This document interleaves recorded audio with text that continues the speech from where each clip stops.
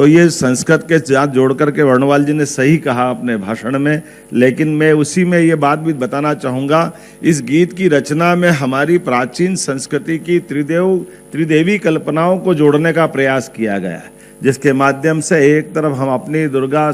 दशप्रहरण धारणी दुर्गा की ताकत से हमारे अपने अतीत के गौरवशाली पृष्ठ में हमारी अपनी सांस्कृतिक विरासत पे भी हम गर्व करते हैं, और कमला कमल दल विहारिणी इसका मतलब महालक्ष्मी का भी स्मरण करते हुए इस गीत के माध्यम से जोड़ने का, और हमारी सांस्कृतिक विरासत में महालक्ष्मी का जो प्रताप है ये उसके प्रति भी नमन है। और वीणा जो हमने अपनी माँ सरस्वती के प्रति जो इसमें कल्पना की है, कामना की है, यद्यपि चटर्जी जी ने इसको स्वरबद्ध करते हुए और इसकी लिपिबद्ध करते हुए आनंदमठ नामक उपन्यास के माध्यम से दुनिया के बीच इस गीत को रखने का प्रयास किया, और वहाँ से उठा करके अंदर की जो अंतरतम भावना, ये हजारों हजार साल वाली हमारी गौरवशाली उस प्रतिष्ठित भावना का पुनर्जागरण का एक काल था, जिसके कारण से हम आज भी उस भावना के आधार पर लोग बड़े गजब है। इस मामले में भी देखना चाहिए कि हमारी ये त्रिदेवियों की कल्पना हजारों हजार साल वाली, जो समझदार है वो नादानी से चुप रह करके